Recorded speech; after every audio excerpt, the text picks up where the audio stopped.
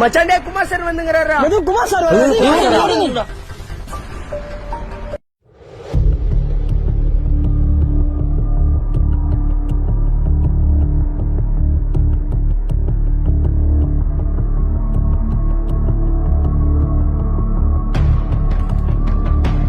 டேய் நில்றா, டேய் நில்றா, டேய் நில்றான்னு சொல்றேன். Sir கையெடுங்க sir. கையடா, கட்டடிக்காதீங்கடான்னு சொல்றேன். வாடா சார் கையெடுங்க சார். வாடா, உங்களுக்கெல்லாம் சொன்னா புரியாதுடா, அத பார்த்தாதான் தெரியும். வாடா.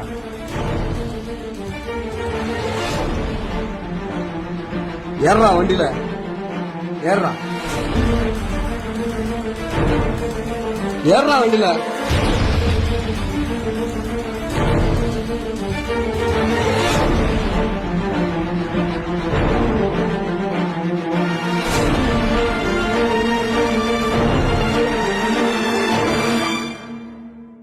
இறங்குடா.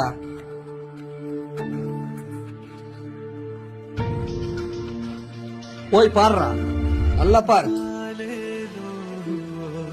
பாத்தியா, உங்க அப்பா தான் உனக்காக எவ்வளவு கஷ்டப்படுறாரு. பாத்தியா, யாருக்காக? எல்லாம் உனக்காக தான்டா. எவ்வளவு கஷ்டப்படுறாரு பாத்தியா. இந்த வெயில்ல நீ கஷ்டப்பட்டா அதனுடைய வலி நான் உனக்கு தெரியும்டா. இத பார்த்தா திருந்துடா, வடிக்காத சுத்தி நிக்கிறீங்க.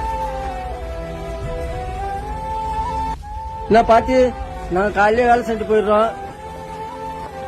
நீ நைட்டு பக்கம் கஷ்டப்படுற. எல்லாம் என் பையனுக்காக தானா. என் பையன் படிச்சு பெரிய ஆளாக வரணும்னா அதுக்காக தானே இப்படி கஷ்டப்படுறேன். கண்டிப்பா நல்லா படிச்சு என் பையன் பெரிய ஆளாகி வருவானா.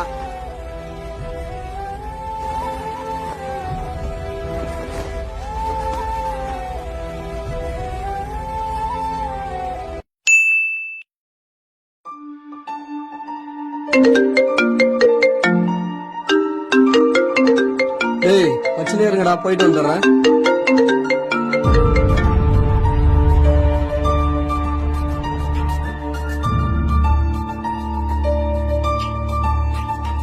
ஏய் சாரி போயிட்டு வாடா போலாம். மச்சான் வாடா போலாம்.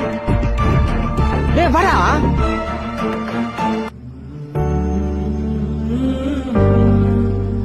வாடா போலாம். நான் வரல மச்சான், நீங்க போயிட்டு வாங்கண்ணா. என்னடா இப்படி சொல்ற? இல்ல மச்சான், எனக்காக எங்க அப்பா எவ்வளவு கஷ்டப்படுறாரு தெரியுமா? எனக்கே நேத்து தானே தெரிஞ்சு. அந்த வெயில்ல எங்க அப்பா கல்லு தூக்கி கஷ்டப்பட்ட அந்த வலி நேத்து நான் அதை பார்த்து என் கண்ணே கலங்கிச்சுடா. நான் எங்கேயோ வரா மாதிரி இல்ல மச்சான், நீங்க போயிட்டு வாங்கண்ணா. இன்னொன்னு சொல்றேன், உங்க வீட்டுல அப்பா அம்மா இப்படி தாண்டா கஷ்டப்படுவாங்க. அதை பார்த்து புரிஞ்சுக்கின்னு நீங்களும் நல்லா படிங்கடா.